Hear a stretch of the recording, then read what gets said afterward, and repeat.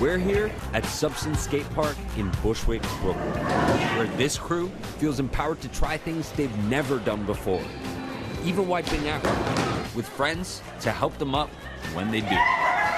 Alana T is trying to land a trick called the rock and roll.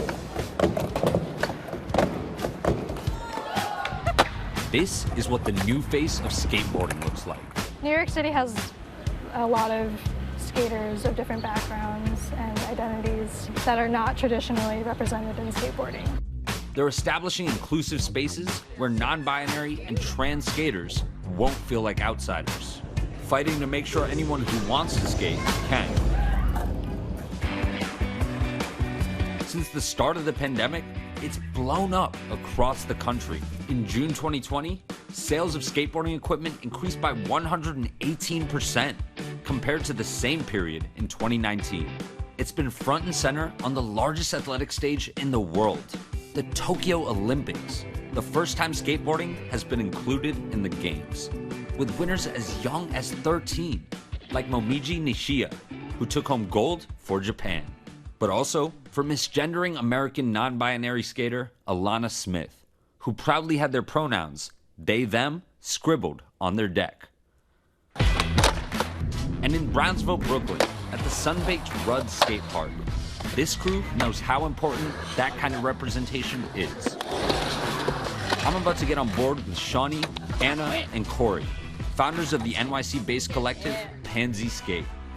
We want to make sure that people feel safe because they deserve that, especially queer people, people that are marginalized because of the color of their skin, people that are marginalized because of their gender or sexuality. Like, these people deserve this space. Talk to me a little bit about, this journey that you've been on and actually coming out and how skating has helped you.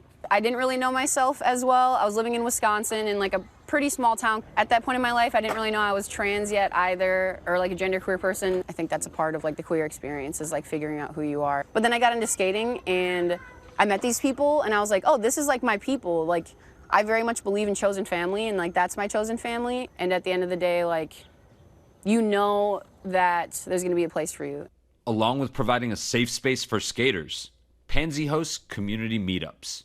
We did a Juneteenth event with Quell Magazine and They Skate, which is another queer skateboarding organization. And we raised money for queer, Black organizations. And so whatever way that we can give back to that community, we felt like that was the best way that we could do it. And it's amazing to see faces in person, to talk to them and just be like, we're here for you. And we always do a little roundup at the beginning to just be like, if you ever need to talk to us about anything. We all just had a great time celebrating life and skating. And now, I guess it's my turn. The guys at Pansy are obviously pros, but here at Nightline, it is safety first, so I'm gonna get suited up before they teach me some tricks. All right, I'm ready to ollie. Oh, yep. And just snap it. Yeah. All the same time. Yeah. Nope, still jumping on the board, man. No. There you go. There you go. Yeah. There you go. All right, we're getting warm up. You're snapping. So you're pushing your weight all the way back with the back foot, but then the front foot slides up, and then that causes the board to come up into the air. That was sweet. So those first few weeks of you guys kind of getting on the board, I mean, what was this like? Were you able to do tricks right away? Of course not.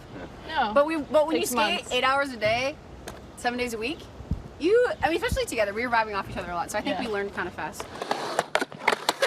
Why is it so important for you guys to make a mission out of this and make an organization out of this? Because at the end of the day, isn't it just skating? I personally think that, like, in my experience of skating, that it helps me to, like, come back into myself. And even if I'm falling, a lot of times that, like, knocks me back into my body and helps me to, like, re-assimilate with myself and, like, my thoughts. You're like, okay, I'm back at it, let's go.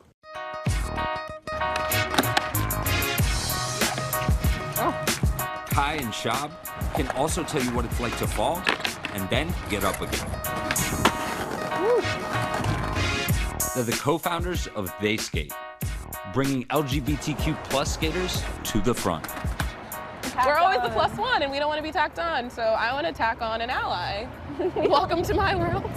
Shab and Kai left their last skate group after feeling their identities were being used.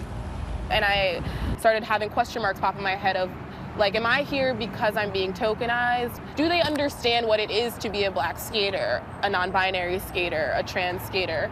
Let's put you at the front, and now let's take photos with you everywhere to make it look like we're diverse and make it look like we're inclusive.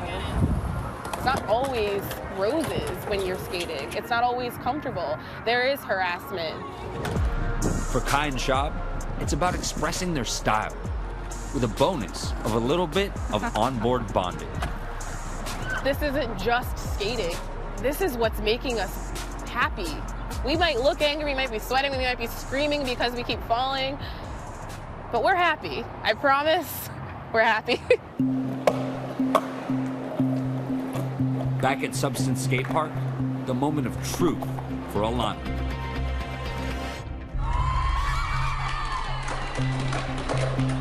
And you realize, like, oh my God, I'm doing the thing that I thought I couldn't do. It's really, like, given me confidence in myself and how I approach other things in life that are scary, but that I know deep down I can do. A salute against the setting sun. And the satisfaction of knowing they're part of a community that not only accepts them, but rejoices when they land some sweet moves. Hi everyone, George Stephanopoulos here. Thanks for checking out the ABC News YouTube channel. If you'd like to get more videos, show highlights, and watch live event coverage, click on the right over here to subscribe to our channel, and don't forget to download the ABC News app for breaking news alerts. Thanks for watching.